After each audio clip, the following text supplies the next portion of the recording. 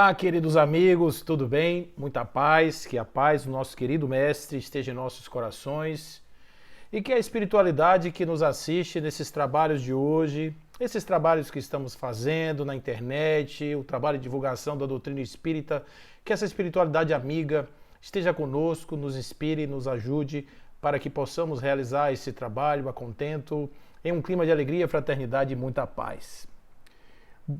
Saudações aos nossos companheiros do nosso querido Centro Espírita Vila de Abrantes, os nossos amigos, as nossas amigas, né? Que nos fazem um convite para estarmos aqui essa noite falando sobre um tema que ligado às emoções, ligado à vida presente, ligado ao momento que nós estamos passando, ligado às circunstâncias atuais da nossa existência, um tema oportuno, sem dúvida nenhuma. E nós vamos falar sobre as dinâmicas emocionais evolutivas. Vamos falar sobre esse tema durante a noite de hoje, vamos bater um papo, vamos conversar um pouco a respeito disso. O que é isso? Que dinâmicas são essas? Como é que a gente evolui através das emoções? É possível isso acontecer? Não é? Essa conversa que nós vamos trabalhar nesses próximos minutos que estaremos juntos aqui com vocês, na certeza de que nós vamos estar certamente conectados, né, num objetivo comum, que é estarmos todos bem instruídos a respeito dessas dinâmicas emocionais que mexem, que movem, que formam, que constituem o ser humano, esses seres que somos, com certeza. Né? A primeira coisa que nós gostaríamos de falar a respeito desse momento que nós estamos vivendo é que a gente percebe um acirramento das emoções, né? E, sobretudo, isso se transformando de forma mais objetiva em comportamentos desregrados, comportamentos mais agressivos, pessoas desequilibradas, pessoas passando por problemas emocionais e, claro, isso tudo agravado pelo confinamento, agravado pelas incertezas, pelo clima, pela psicosfera do mundo. Eu costumo dizer que nós que estamos na espiritualidade, que estamos no espiritismo, nós precisamos considerar a hipótese de levar em consideração, analisar, pensar a respeito dos aspectos que nós consideramos no nosso estudo cotidiano. Não é? E a gente sabe que o pensamento é diretor, que o pensamento é orientador dos nossos passos, das nossas ações, da nossa saúde, né? Da homeostase física, psíquica do ser. Então o pensamento, ele é essa grande mola que atua no mundo concreto, no mundo objetivo e também nos mundos sutis. A gente sabe o quanto esses nossos pensamentos carregados de emoção, quanto isso plasma no ponto de vista de uma grande psicosfera, o quanto isso influencia, o quanto isso nos traz de volta essas energias, esses miasmas mentais, o quanto isso influencia nesse comportamento que nós estamos vivendo. Ou seja, estamos nos retroalimentando de energias negativas e isso fazendo com que sempre mais. É hora da gente entender um pouco, respirar, parar, pensar um pouco sobre tudo isso para que a gente possa ficar um pouco mais tranquilo e sairmos desse modelo construindo ao viés contrário, construindo numa outra direção, um ambiente saudável de pensamentos alegres, pensamentos positivos, de energias restauradoras, sem dúvida nenhuma, vamos precisar disso. De pessoas equilibradas, que consigam fazer esse movimento da alma em direção a esse novo mundo que nós estamos vivendo, ou esse vamos viver, ou já estamos vivendo, que é o chamado novo normal, que eu não acredito nisso. Eu acho que normal é medida estatística, né? O novo normal será a vida com algumas diferenças, algumas particularidades novas e alguns costumes novos que nós vamos incorporar, sem dúvida nenhuma, na nossa existência. Mas a primeira questão é o que é o ser humano, né? O ser humano é esse ser que somos nós. O que é isso do ponto de vista da construção? A primeira coisa que a gente pode dizer é que o ser humano é uma das coisas mais inacreditavelmente incríveis que existe no universo. Né? Porque o ser humano ele tem características todas suas, especiais. Né? O ser humano tem consciência da consciência, isso faz toda a diferença, enquanto ele é um ser pensante, um ser que sente, um ser que se emociona, um ser que raciocina, faz análise, ele pensa no antes e no depois, ou seja, ele faz planos. É todo diferente o ser humano, mas o que é mais importante de tudo isso é que o ser humano é uma obra construída individualmente por cada um ser que habita esse planeta, esse universo, quer seja um ser consciente aqui no planeta físico encarnado, quer ser um ser consciente no plano espiritual. Ou seja, em qualquer lugar que esteja esse elemento pensante, esse elemento que raciocina, que sente, que intui, esse indivíduo estará se elaborando todos os dias, todos os momentos. E aí, claro, que não dá para a gente fazer uma redução do indivíduo achando que o ser humano é apenas um pedaço de carne que pensa. A gente tem que entender, assim como nos dizem os espíritos, que nós somos seres biopsicos sócio-espirituais. Joana de Ângeles fala muito isso. Essas diversas dimensões do ser, na nossa construção, no nosso modelo de construção. Né? Ela diz assim, o ser humano procede da divina luz e avança para ela. Ou seja, o ser humano está caminhando em direção à sua própria fonte, à fonte primais, aquilo que lhe trouxe, aquilo que lhe gerou, aquilo que fez com que ele fosse quem ele é. Mas é importante isso a gente entender que nesta construção individual, o indivíduo vai tijolo a tijolo elaborando os seus modelos de comportamento, a sua aquisição de valores, os seus valores que vão nortear as suas escolhas, tudo isso são deliberações individuais do ser. Ou seja, de uma forma mais assim fisiológica, nós temos aparatos cerebrais comuns. Se você pegar o cérebro de uma pessoa e de outra pessoa, fisiologicamente eles são iguais, eles funcionam do mesmo jeito, eles vão ter as mesmas seções, as mesmas partes, afinal de contas esse foi o resultado da evolução desse indivíduo, que a gente vai falar um pouquinho sobre isso daqui a pouco. Mas este cérebro, enquanto entidade que se elabora em termos de conteúdo, ele funcionalmente ele faz com que haja aqui dentro como uma espécie de um software, né? Ou seja, nós temos aqui um hardware, vou fazer uma comparação com os computadores, um hardware que é o cérebro, que é comum, e o software todo diferente e particular. Porque esse software programado, ele é montado como uma espécie de Playmobil, uma espécie de conjunto de pecinhas que vai se juntando em combinações de infinitas possibilidades por cada indivíduo, na medida em que ele vai vivendo, na medida em que ele vai experienciando, na medida em que ele vai experimentando as coisas, ele vai fazendo aí, ele vai dando esse sabor todo especial à sua existência, à sua construção. É a forma como nós vivemos, é a forma como nós vemos o mundo, é a forma como a gente experiencia uma determinada situação na vida da gente que faz com que a gente seja de um jeito ou de outro. Eu não estou aqui falando de forma determinística, de forma determinista, de que o ser humano ele vai ter a sua essência posterior à sua existência, conforme assim os existencialistas diziam.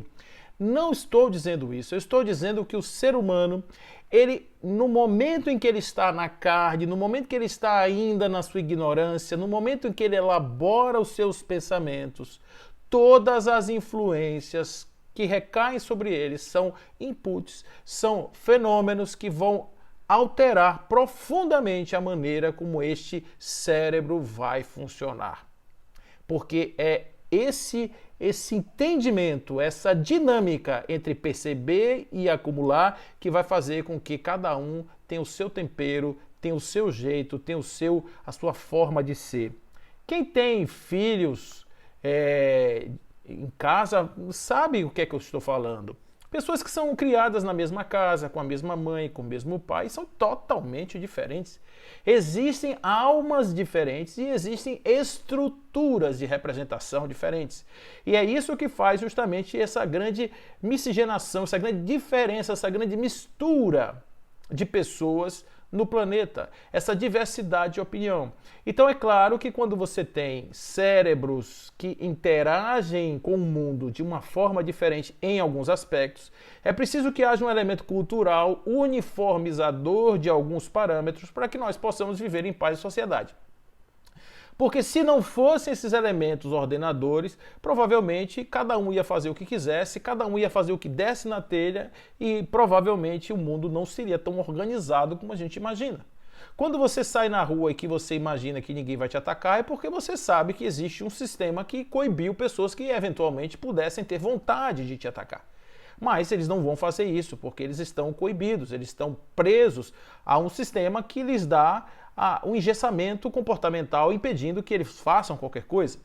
Mas isso é resultado de uma cultura, isso é resultado de um processo de educação, de formação, de própria constituição social, baseado aí no utilitarismo, né, que um determinado grupo, ou seja, para o bem de um grupo maior, eventualmente alguém vai ficar insatisfeito, alguém não vai poder fazer qualquer coisa que queira, e isso tudo vai representar esse sabor das nossas dissonâncias e também das nossas harmonias, das nossas convivências harmônicas.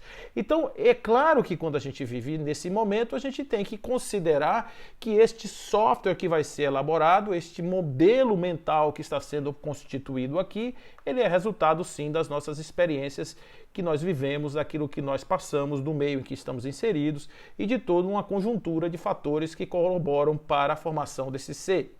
Então vai dizer Joana de Ângeles, em uma obra chamada Em Busca da Iluminação Interior, ao longo da nossa trajetória, nós passamos por experiências difíceis e dolorosas. E nem sempre nós possuímos a maturidade necessária para lidar com elas quando estamos sob o calor das emoções. Normalmente procuramos uma forma de nos defender, de fugir, ou de tentar diminuir a intensidade do que sentimos, mas nós só teremos êxito quando tivermos condições de elaborar os conteúdos que se apresentam. Tem um errinho aí.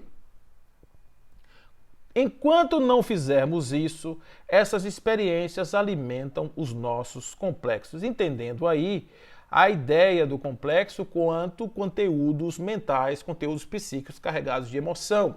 São núcleos emocionais que estão envoltos ou estão potencializando conteúdos psíquicos, que podem emergir de uma forma mais violenta, de uma forma mais subreptícia, a qualquer momento, que estão ali naquele ambiente do inconsciente querendo realizar-se pela força psíquica que possuem. Então, essas formas de ver o mundo, de sentir o mundo, estão completamente vinculadas às questões emocionais, às questões das emoções. Por quê? Porque é justamente o sabor emocional que vai fazer com que uma determinada experiência para nós seja boa ou seja ruim.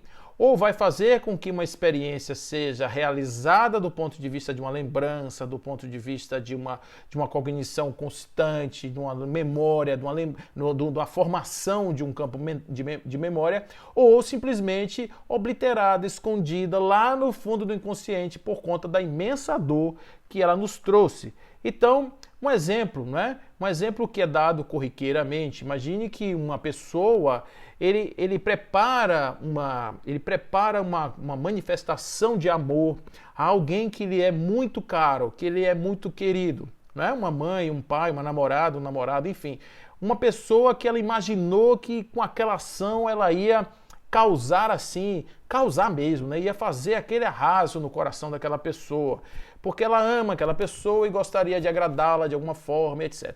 Só que ela prepara tudo aquilo de forma muito cheia de intenções e quando vai levar aquilo para a pessoa naquele dia não está muito legal, a pessoa não está com a cabeça para receber essas coisas, a pessoa não está afim de receber aquelas coisas, aí a pessoa dá meio que uma gelada e aquilo cria uma frustração.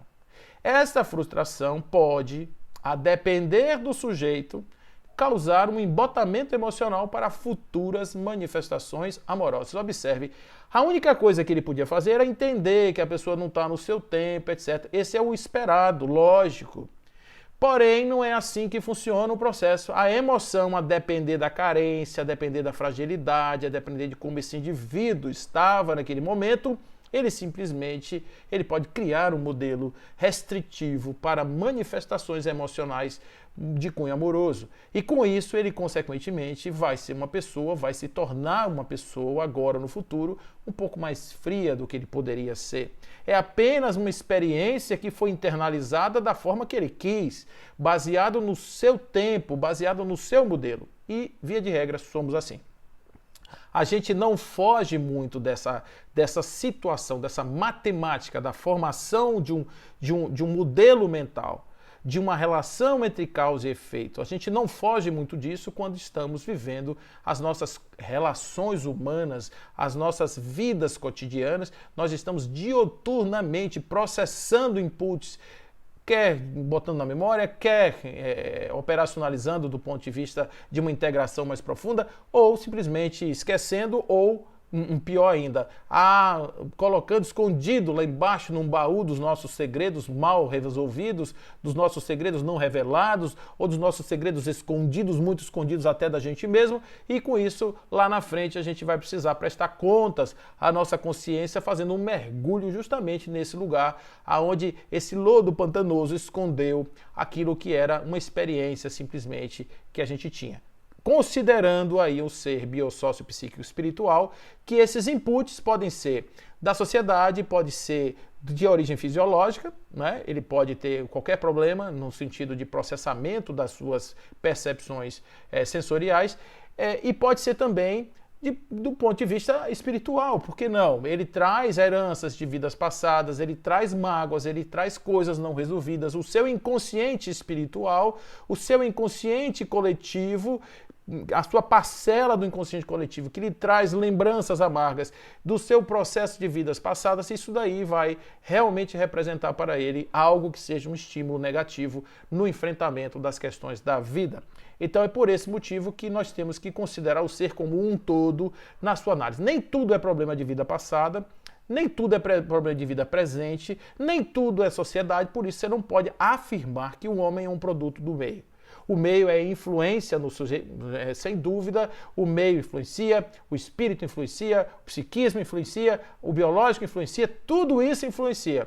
E nós somos o resultado dessa grande situação. Por isso eu disse que a fantástica elaboração do ser é uma das coisas mais incríveis que existe no universo.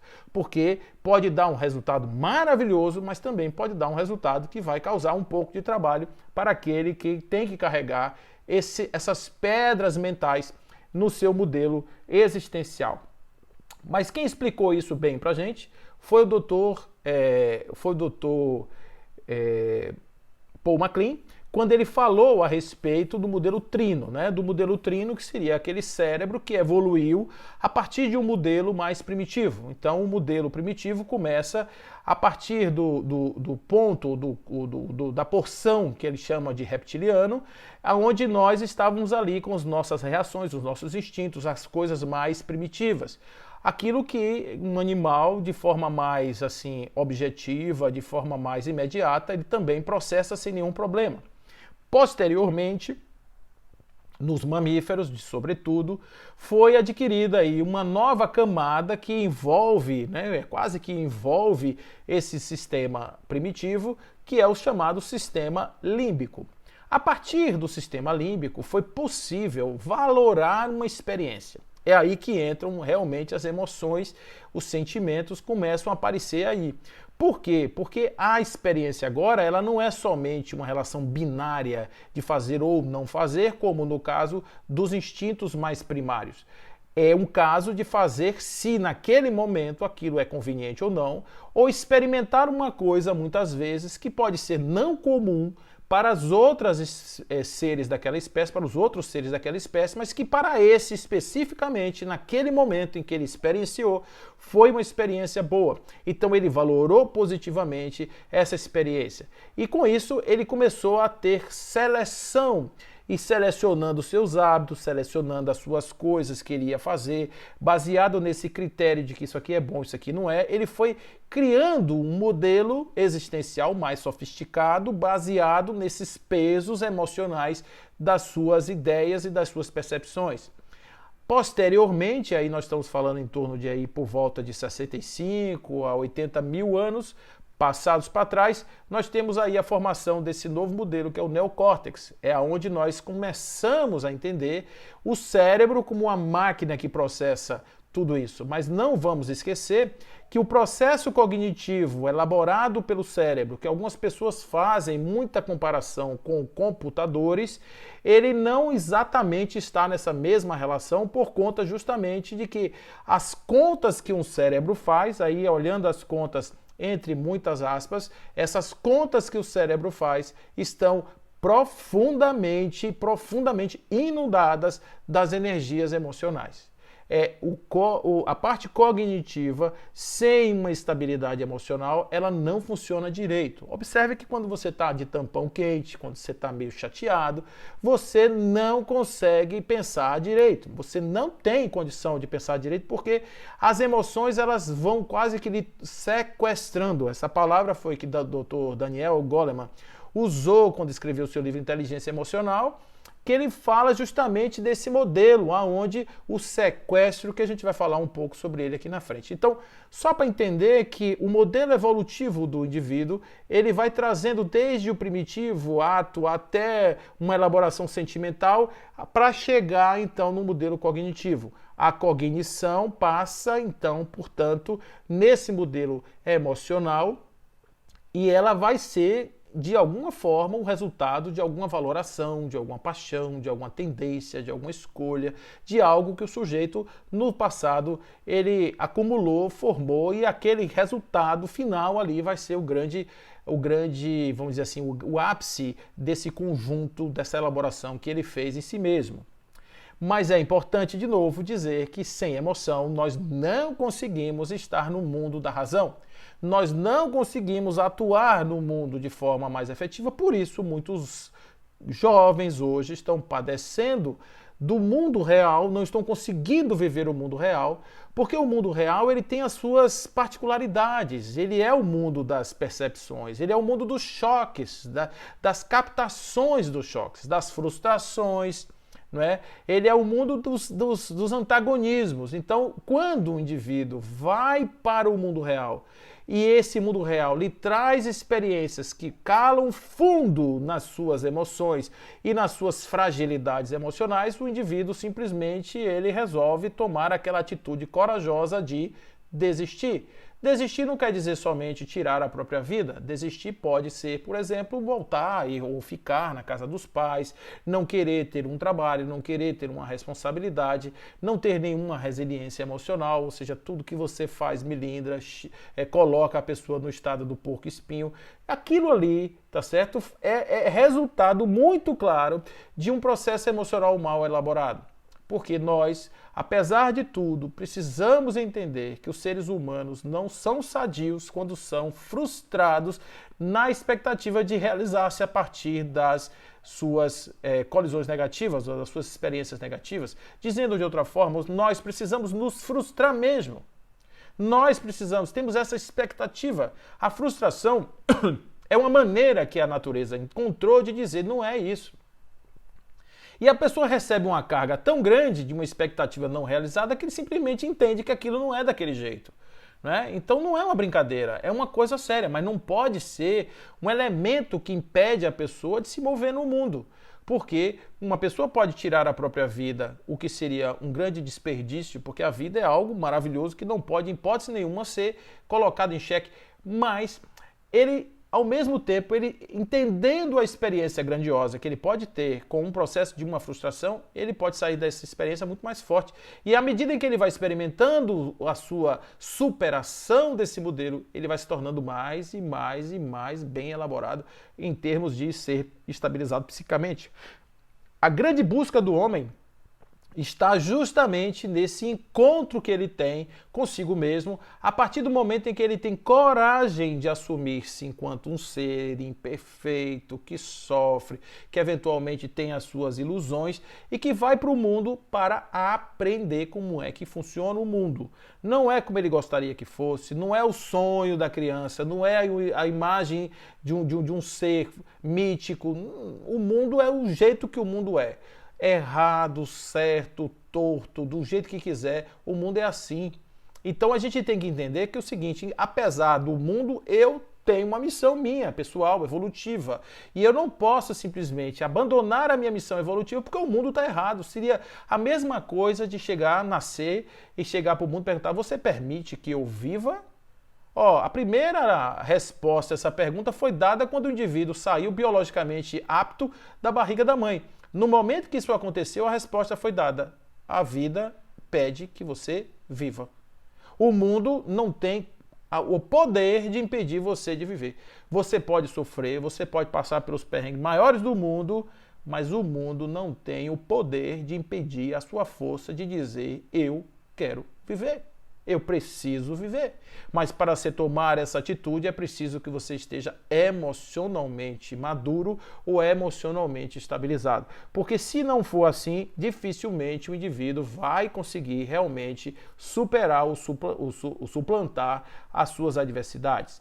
Mas tem outras coisas além das emoções que formam o nosso conjunto cognitivo, que são as ideias. As ideias, elas, apesar de a gente se orgulhar muito, porque o meu vizinho conseguiu botar um foguete na Lua, porque o cientista da NASA conseguiu botar um satélite lá em outro sistema solar, a gente fica muito feliz, o ser humano ele é especial, espetacular, mas a gente tem que entender o seguinte: todo o cérebro, todo meu, seu, do cientista da NASA, de todo mundo, ele segue o seu mapa mental.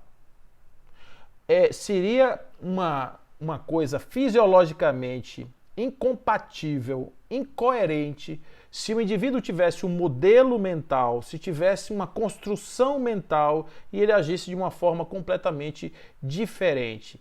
Então, conforme assim se diz, os modelos mentais são dispositivos do pensamento por meio dos quais um ser humano tenta explicar a si mesmo e aos outros como é que funciona o mundo real. É um tipo de símbolo interno de representação de realidade externa, hipotética, que tem um papel importante no processo cognitivo, ou seja, na forma como apreendemos o mundo. São os modelos mentais de cada um de nós que definem como nós percebemos o que acontece ao redor, como cada evento nos afetará e como pensaremos e agiremos. Evidentemente, aí falando do futuro. Então, quando eu vejo pessoas discutindo hoje, eu acho muito legal isso, eu gosto de ver esse modelo, porque em verdade não são razões. Logicamente, claro, todas têm seu fundamento, mas todas são fundamentadas em seus particulares modelos mentais que são diferentes. Então, o que basicamente está em jogo? Valores diferentes. Então, se o meu valor é diferente do seu, não adianta discutir comigo. Eu também não posso discutir com você, a não ser que eu troque seus valores ou você troque os meus. Porque o valor é o que me leva a valorar, como o nome está dizendo, uma experiência. O valor é o que me leva a dizer se uma experiência é boa ou se não é boa. Observe que eu estou aqui no meu mapa de créditos. Se de repente eu tiver uma vida onde eu sou obrigado a aceitar coisas que intrinsecamente eu não aceito, eu não compreendo como valor, logicamente eu vou ser uma pessoa muito frustrada. Eu vou ser uma pessoa que vou deitar minha cabeça no travesseiro à noite com problemas muito ruins. Então eu não posso ficar me dando esse direito de negar a mim mesmo, negar os meus pensamentos. Mas ao mesmo tempo eu não posso achar que o que eu penso, o que eu acho é o correto, ou pelo menos é a única verdade. Tudo aquilo que eu penso faz sentido para mim, ou para aquelas pessoas que compartilham os mesmos valores que eu. Mas se eu for falar isso para uma outra pessoa que não compartilha, Allan Kardec, ele tinha tanto essa ideia na cabeça dele que ele dizia o seguinte: se você quiser falar sobre espiritismo com alguém que não acredita nos espíritos, fale primeiro dos espíritos, da espiritualidade. Fale primeiro do espiritualismo, fale sobre a vida depois da morte, dessas coisas. À medida em que essa pessoa vai aceitando esses conceitos, você vai introduzindo aquilo que seja mais da doutrina. Não vá direto, porque se você for direto, nem Jesus recomendava isso. Ele dizia: você chega lá no lugar. Se você levar seu clima de amorosidade, etc., e a pessoa não quiser, quando você sair, bata até o pé, não deixe nada naquela casa, não carregue nem a poeira nos seus pés.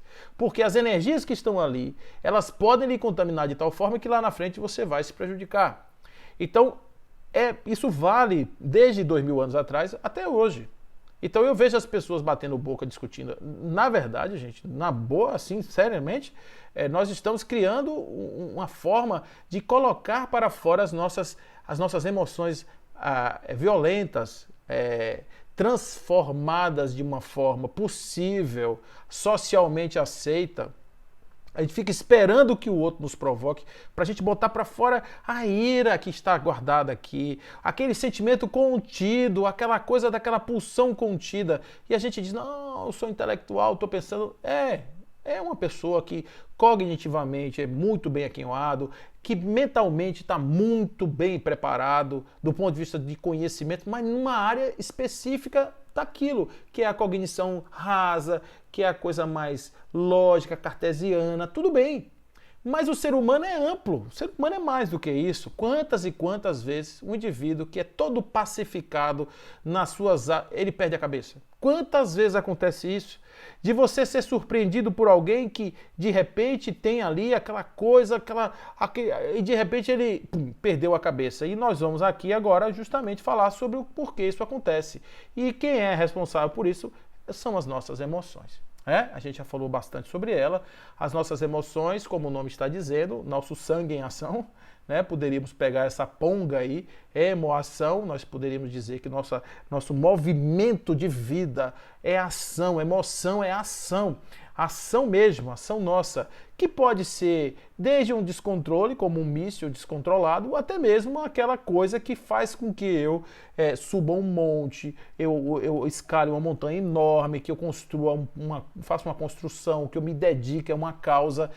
Tudo isso, essa energia pulsional que vai ser direcionadora dos elementos da vida. Portanto, uma pessoa não pode ser desprovida de emoções, porque senão essa pessoa estará condenada a morrer em vida. Essa é uma pessoa, né, completamente sem qualquer movimento, sem qualquer tipo de força vital, né? Isso pode comprometer muito a situação dele do ponto de vista de sua individualidade, a sua autonomia, a sua felicidade, a concretização dos objetivos da sua vida. Então, é preciso entender que emoções, elas estão aí, presentes, né? E elas não podem ser simplesmente descartadas. É preciso que nós entendamos como é que funciona o corpo humano, como funciona a mente, para que a gente possa saber exatamente o que nos acontece quando nós estamos sob a ação de uma emoção. Esse é um modelo que é questionado por algumas pessoas, que foi a proposta justamente da inteligência emocional, que é você entender os sinais que o seu corpo está lhe dando, para que você possa então, em entendendo o que está acontecendo ali, tomar uma atitude, embora muitas vezes você tenha pouco tempo para fazer isso. Por quê? Eu vou explicar aqui agora. Não é?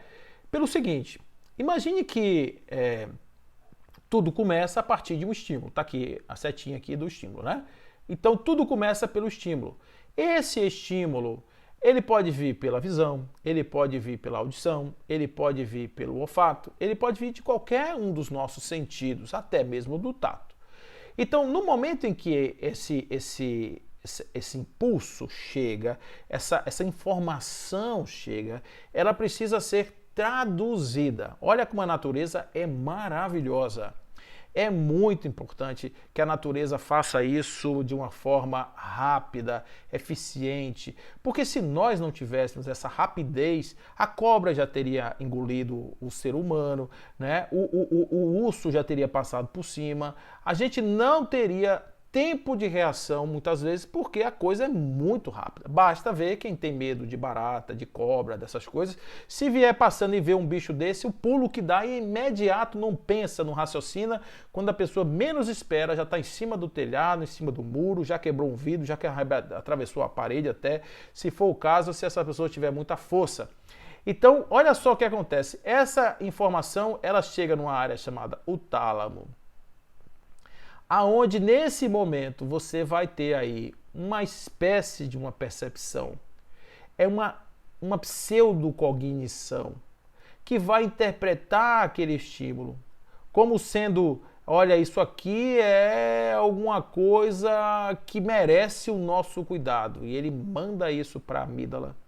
A amígdala cortical, ela vai fazer aí uma análise mais aprofundada da ameaça e, claro, se essa ameaça corresponder a alguma coisa que lá dentro está armazenada e que pode representar algum perigo, essa parte de cima do córtex sensorial, hipocampo, etc., isso não vai ser não vai seguir o seu fluxo natural, vai ser bastante alterada, vai ser bastante prejudicada, porque alguns sinais que serão mandados aqui para frente, um deles é no sentido de dizer assim, ó, o pensamento, razão, para um pouquinho que quem vai atuar aqui sou eu.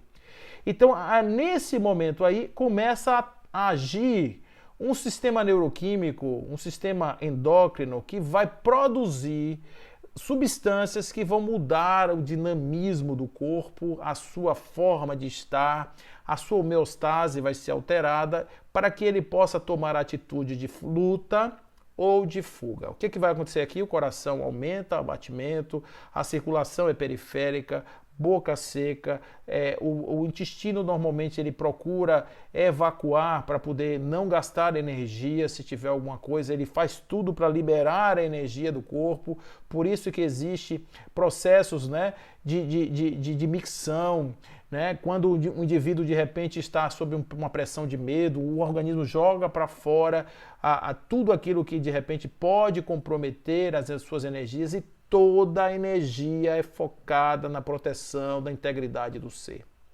Isso daqui, que esse ciclo daí, esse ciclo HPA, ele é um ciclo que existe, é fisiológico e que ele faz parte da nossa vida. Está no cérebro de qualquer pessoa. Então, qual que é o segredo de um sistema desse disparar ou não? É o que você guarda aí dentro. É o que parecem ser as ameaças, inclusive algumas que a gente traz de vidas passadas, memórias ancestrais de toda uma espécie, os riscos máximos que estão aí nesse grande continente de memória, que é memória ancestral que nós todos, de onde nós todos bebemos. Então, esses conteúdos, junto àqueles medos, medo infuso, medo colocado naquele momento da infância, quando alguém disse, a barata vai comer sua boca, isso, aquilo, o doido na rua vai te pegar e não sei o quê, o ladrão vai te pegar. Isso tudo vai criando imagens no cérebro, sobretudo de uma criança que não elabora muito bem isso, ela vai botando isso dentro desse lugar emocional. E lá na frente, isso vai representar a fonte dos seus próprios medos. E qualquer coisa, a depender do conteúdo, tem gente que tem essa memória cheia de imagens. Tudo para ela é um possível risco. E ela pode, de repente, até inviabilizar a sua vida. E ela vai entrar num estado de pânico que ela não vai conseguir se movimentar simplesmente porque existem tantas imagens de medo na sua cabeça, de ameaças na sua cabeça, que tudo para ela será ameaça, tudo aquilo será algo que poderá prejudicar a sua existência, não é? Então, observe que a gente perde a cabeça emocionalmente, a gente briga com alguém, marido e mulher, filho, às vezes a gente fala umas coisas que a gente não quer dizer, não é? Como diz a música, a gente briga, diz tanta coisa que não quer dizer, briga pensando que não vai sofrer, mas sofre porque quando fala que a coisa chegou lá, não tem mais jeito, não volta mais. Né? Não volta mais. A palavra chegou no ouvido da pessoa, aí ela já vai processar lá dentro tudo aquilo. Observe que aquilo saiu de mim, era uma mágoa minha e agora vai como arma ferir a pessoa. E aí a pessoa vem, larga um petardo de lá para cá também, já que você me feriu, eu vou te ferir. E a coisa vai ganhando contornos e muitas pessoas falam que não quer dizer, dizem coisas que não precisam falar, falam coisas até que não pensam, que não acreditam só para magoar, porque sabe que aquilo vai lá no lugar certinho magoar aquela pessoa. Então, é claro que quando a gente está sobre o domínio desse tipo de emoção, a gente não pode fazer muita coisa a não ser realmente catar os cacos da vida que a gente vive, porque a gente não está conseguindo sair do outro lado e ver as potências grandiosas que o indivíduo ainda tem. Então, do ponto de vista de uma experiência sensorial, nós podemos ter três formas, né, de perceber uma emoção ou caracterizar algo que estimula uma emoção. Nós temos um modelo subjetivo, que é a forma da interpretação particular que cada um dá ao estímulo. Nós temos o fisiológico, que são as impressões que aquilo causa no meu corpo, a dor de barriga, a dor de cabeça, a pressão na nuca, as coisas que normalmente acontecem quando esse fenômeno se dá, e o expressivo, que é aquilo que eu faço como resultado de todo esse processo perceptivo. Então, eu posso entender uma coisa da minha maneira, do meu jeito, tá certo? Isso representar no meu corpo algo que é um desequilíbrio fisiológico e eu poder fazer algo que pode não ser muito bom, pode ser inclusive algo muito complicado, pode levar inclusive uma pessoa ao óbito, né? Então, vocês veem que esse negócio não é de brincadeira.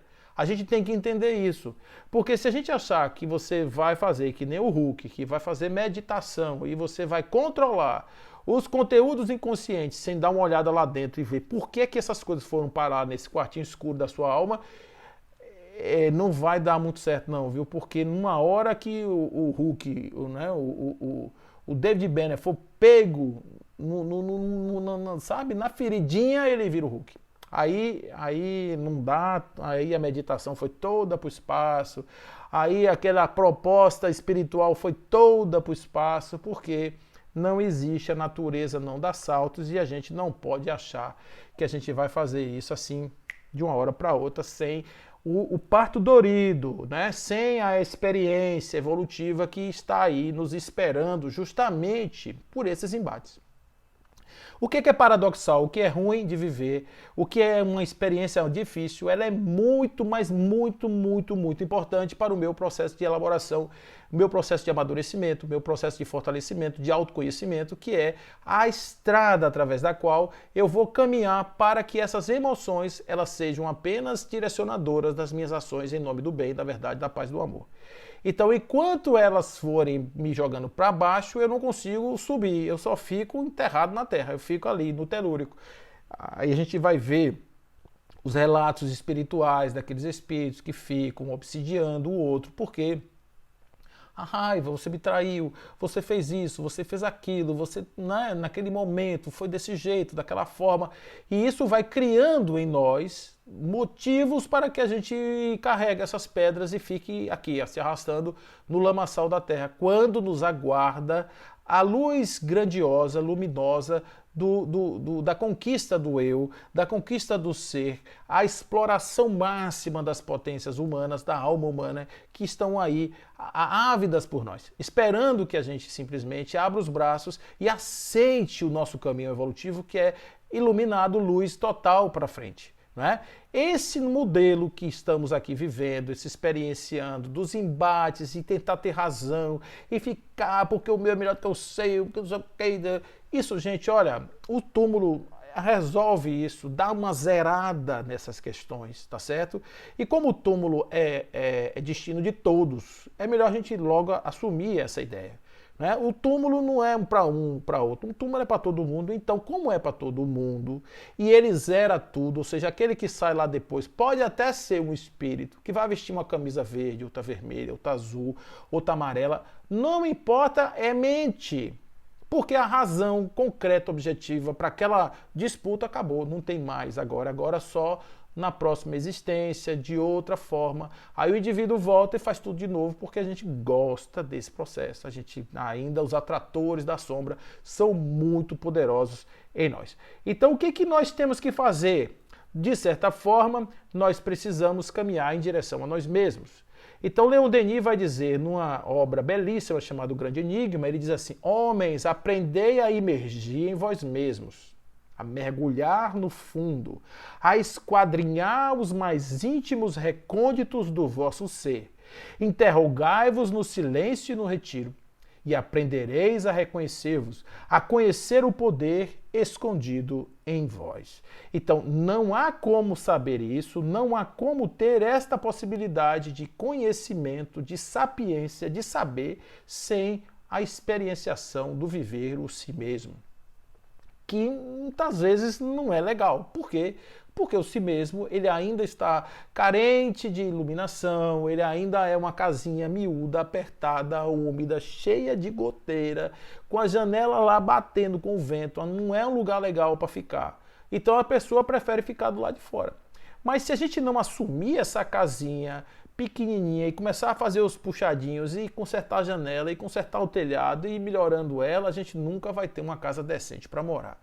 Porque não dá para fugir da gente mesmo, a gente vai ter que sempre ficar andando com essa casinha pequenininha, úmida, com as portas lá e tal, porque a casa mental nossa não cresceu.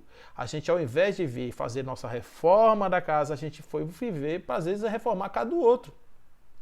Pra gente foi melhor reformar a casa do outro, porque às vezes reformar a casa do outro é um papel que a gente executa no sentido de fuga também. Olha, eu sou professor, eu sou mestre, eu sou guia, eu vou te ajudar. Mas e a gente? Será que a gente já conseguiu resolver as questões que a gente está ali tentando ajudar o outro? Será que a gente já conseguiu elaborar na gente?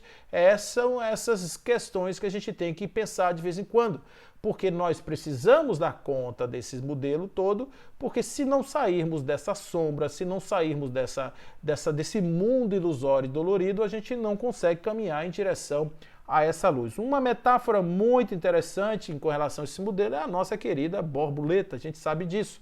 Jung vai dizer o seguinte, que eu faça um mendigo sentar-se à minha mesa, que eu perdoe aquele que me ofende e me esforce por amar, inclusive o meu inimigo, em nome do Cristo.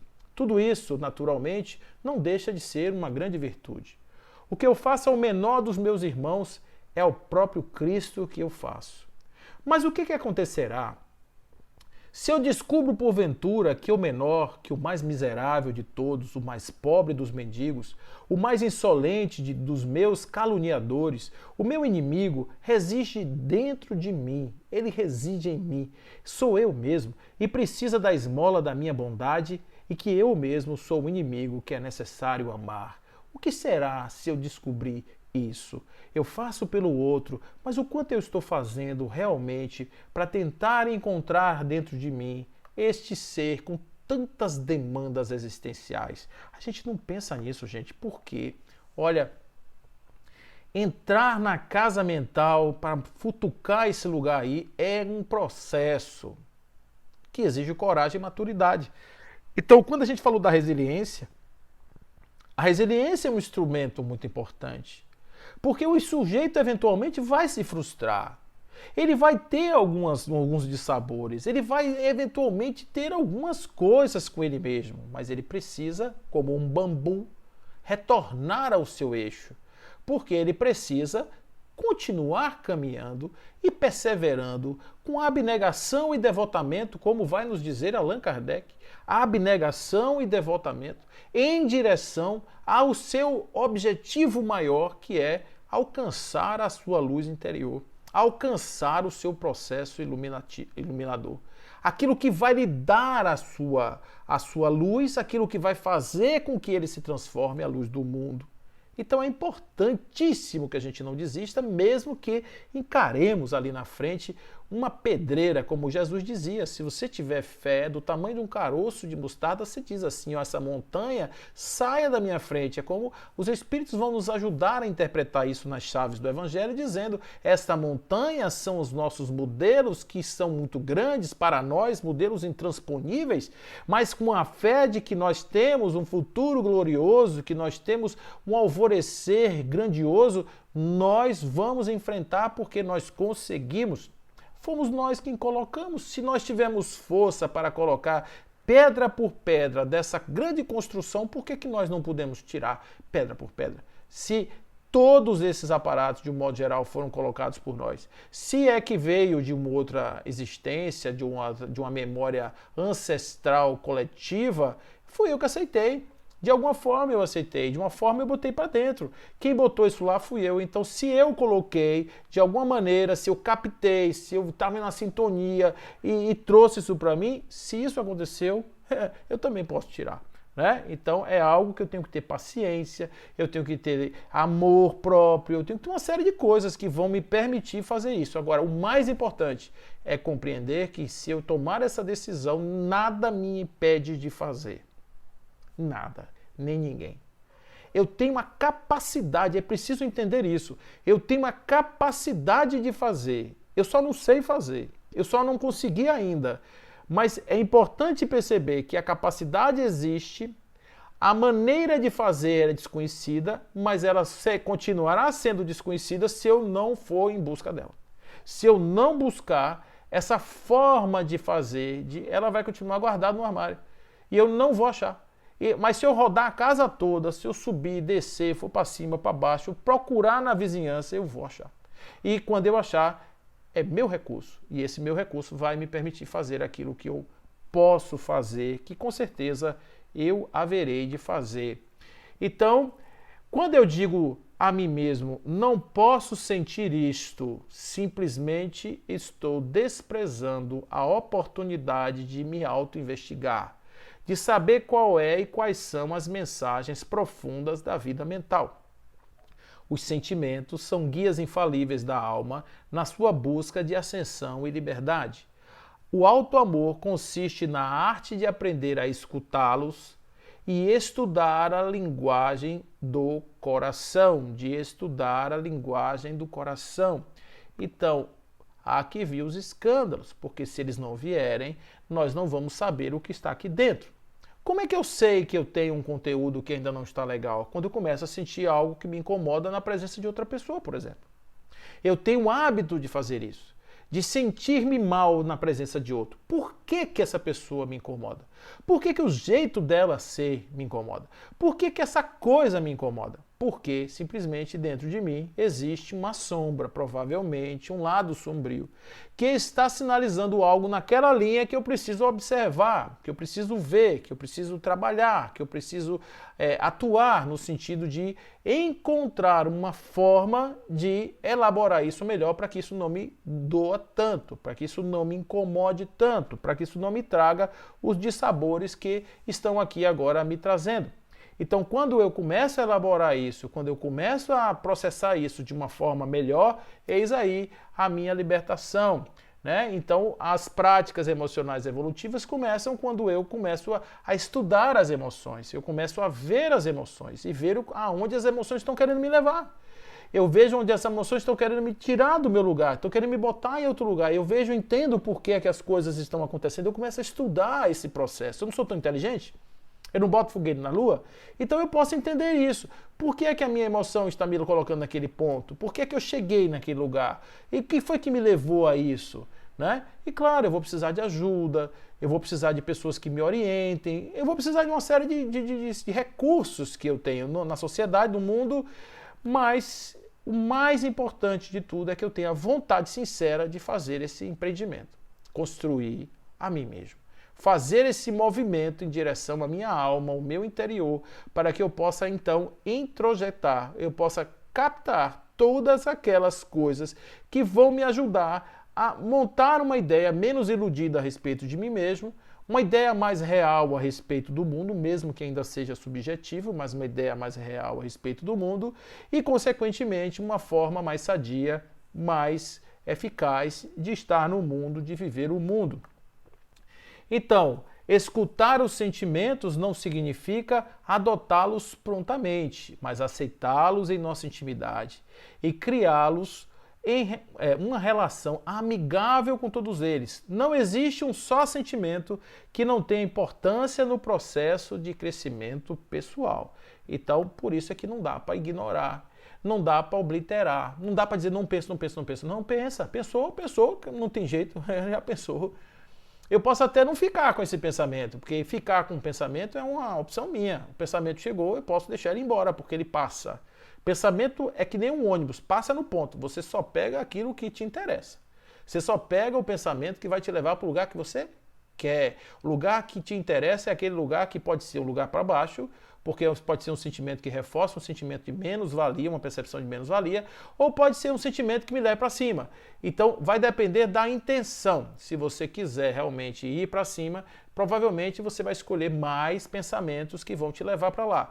Você vai começar a elaborar melhor suas leituras, suas aquisições mentais, você vai começar a baixar a bola em relação a verdades absolutas, você vai começar a entender que você não é melhor do que ninguém, as coisas vão começando a ficar mais claras, seu pezinho vai ficando no chão e de repente, quando você menos se imaginar, as ideias que vão passar e vão ficar são as melhores ideias. As que vão embora, né? As que vão embora, as que vão passar e vão passar mesmo para para nunca mais voltar são aquelas que você já superou, que você já ultrapassou, que você já não precisa mais lidar com elas ordinariamente no seu campo existencial, né? Então, por esse motivo, a gente tem que realmente encarar isso de uma forma muito legal. Então, uma coisa que se revela nos mitos é que no fundo do abismo sempre desponta a voz da salvação. O momento crucial é aquele em que a verdadeira mensagem de transformação está prestes a surgir. No momento mais sombrio surge a luz. Por isso, agora, quando estamos vivendo um momento tão difícil e que algumas pessoas se sentem lá no fundo, pense uma coisa que não é poliana, é lógica. Se você já está no fundo do poço, você não afunda mais. Agora só tem um sentido, é para cima, porque para baixo não tem mais para onde ir, né? Então, se você está no fundo do poço, comece a olhar para cima. Olha a parede, veja o que é que está ali. De repente, uma raiz começa a subir e vai subindo, vai dar trabalho, vai arranhar eventualmente, vai levar um tempo, vai ser quente, vai sentir um desconforto, mas se não for assim, vai continuar lá embaixo. É preciso se mover, é preciso se mexer em direção a uma solução.